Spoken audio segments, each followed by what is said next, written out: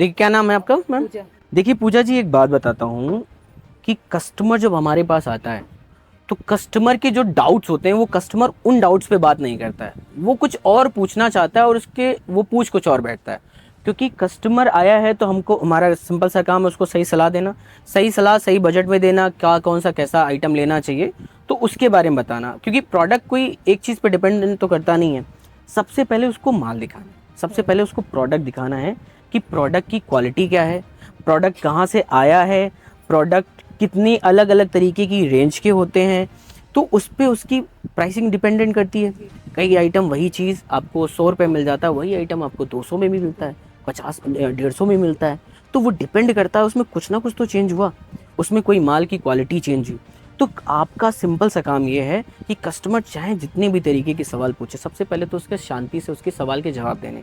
दूसरी चीज़ उस ये भी देखना है कि वो जो नहीं भी बोल पा रहा है, वो डाउट्स कुछ और है उसके मन में, पर वो किसी और शब्दों में पूछ रहा है, तो उसको भी हमें बताना होगा। क्योंकि हमारे पास में फैक्ट्री रेंज की है तो सबसे बड़ी बात है कि प्राइसिंग पे हमें कोई बीट नहीं कर पाएगा, प्राइसिंग हमसे बेस्ट कोई ऑफर नहीं कर पाएगा। पर साथ ही साथ सिर्फ प्राइसिंग पे नहीं खेलना है, क्योंकि पैसा सस्ता कितना कर लोगे आप, इसी के यहाँ इलाज कराने जाओगे तो इलाज अच्छा हो, सबसे पहले तो इस बात का ध्यान देना है ना, कि सबसे पहले ये ध्यान देना कि कहाँ सस्ता हो रहा है। पहले ये ध्यान देना है कि इलाज कहाँ अच्छा हो रहा है, और जहाँ अच्छा इलाज होगा तो वहाँ पे पैसा ठीक ठाक लिया जाता है। अगर ये कंबल आज के समय में बात करें तो कितने का है? हम्म, क्या रेंज का लगभग होता है, कितने कंबल? वैसे तो हमारे हमारे यहाँ तो वैसे तो हमारे पास कंबल 70 रुपए से स्टार्ट हो जाते हैं, और कंबल आप चलते चले जाए तो 1000 2000 3000 तक के भी मिलते हैं, है कि नहीं? जी।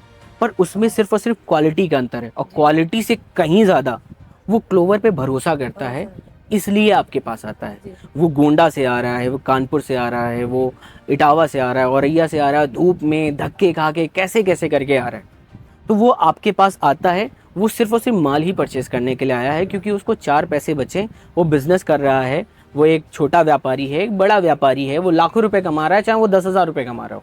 हमारे लिए सारे कस्टमर समान है, पहली चीज़ तो।